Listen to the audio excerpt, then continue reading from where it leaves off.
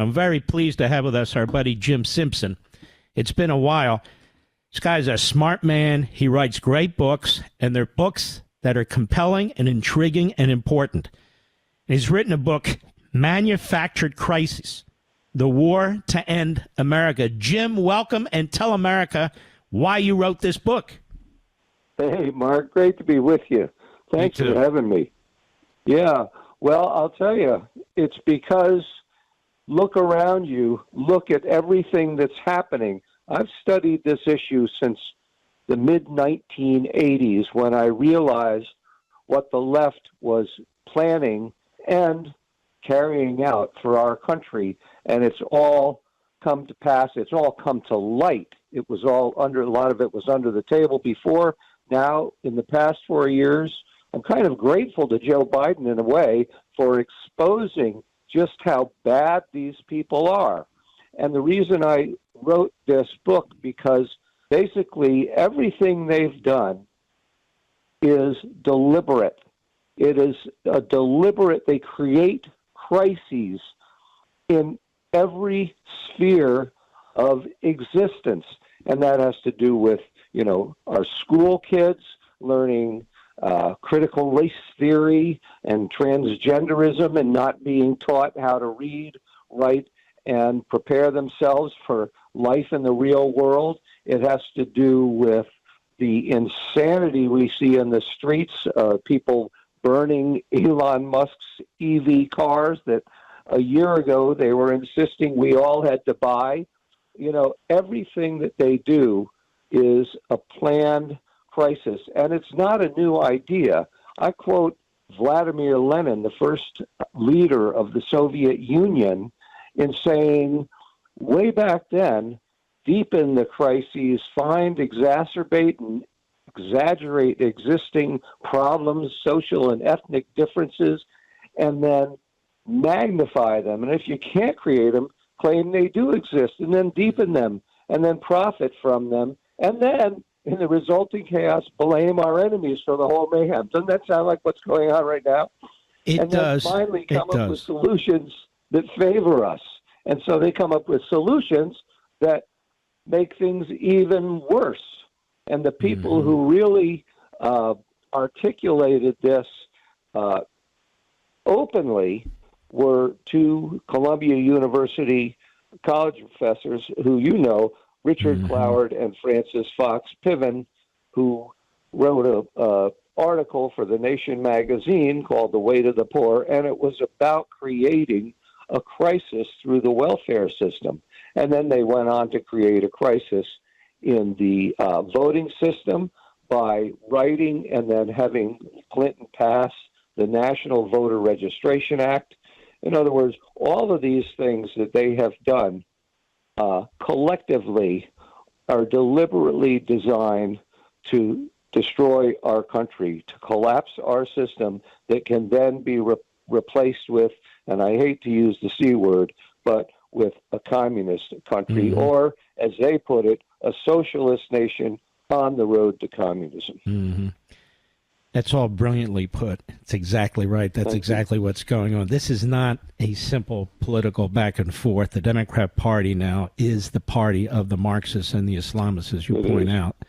And as you point out, they exist to create turmoil, turn American against American, get people to sour on the Republicans, so forth.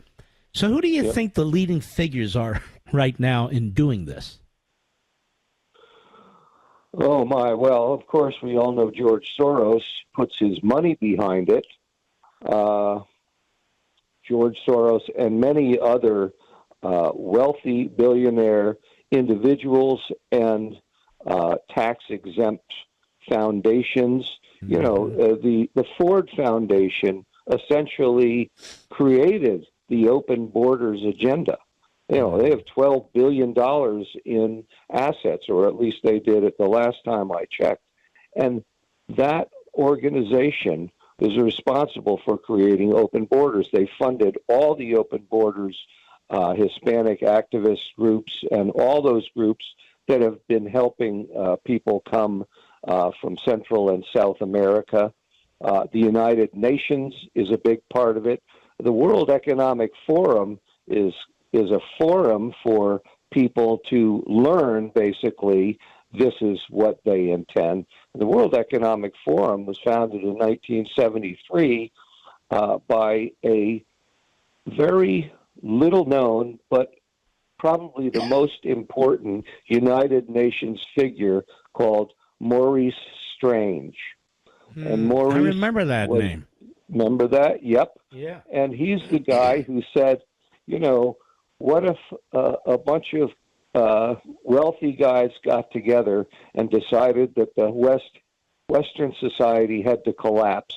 And then what if they orchestrated that collapse by manipulating the financial system, manipulating the stock market and causing it to crash? Well, that is in reality what George Soros has done in many different countries, and he's doing here. And so these are people who they want to see our nation, and they're not strictly Americans. This is an part of the international communist movement, which remains led to this day by Russia and communist China. And as we all know, communist China has been extremely active in penetrating all the institutions of our culture, penetrating our political system, and it's really reached a fever pitch. They were behind many of the Black Lives Matter riots that occurred during the George Floyd, the summer of those riots. And so it's very widespread, and I call the Democratic Party the wholly owned subsidiary of the Communist Party USA, because in many ways that's what it is. Very compelling book, ladies and gentlemen. I encourage you to grab a copy at Amazon.com. Manufactured Crises, The War to End America, with our friend Jim Simpson. So, Jim, now we have I'll call them the Schumer judges. He bragged the other day on PBS. You got 235 progressives, meaning Marxists, on the bench here. Yep. This really is a massively manufactured crisis, isn't it? Yes, it certainly is.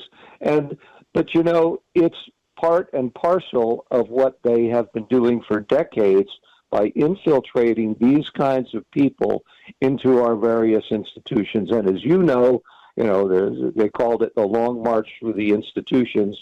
It started with the Frankfurt School, which was relocated at Columbia University Teachers College, where they created critical theory, which became critical race theory, which became critical legal theory, and hundreds of little critical theories to parse out and criticize every aspect of our society, to put us at war with ourselves. And while they were doing that, they were infiltrating like-minded people into important positions, especially, for example, in human services offices. Human resources, Human resources, so that they could be oversee the hiring of people underneath them who would have the same political outlook and the same agenda in mind. And that's what happened with, as Chuck Schumer acknowledged, they put 200, I forget the number, but 235 progressive judges in place to fight the Trump agenda. Now, that's not the role of a judge. The role of a judge is to oversee the enforcement of law and be unbiased about it. And what they're doing is deliberately in your face violating the law, violating the Constitution, ignoring, ridiculing, making a mockery of the Constitution, while they are finding every means possible to put up obstructions against what President Trump is doing, which is really what our country has needed for many decades. Folks, he's a great guy. Excuse me. It's a great book.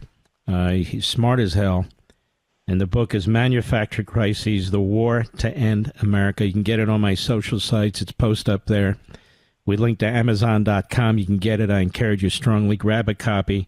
Manufactured Crisis, The War to End America. It really is, it's shocking. And Jim, I want to thank you. You've been very patient about this. You're a good man. It's a great book, and I hope America steps in and grabs their copy and informs themselves. So take care of yourself.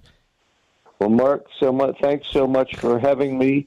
They can also go to crisisnow.net where they can click through directly to the Amazon site.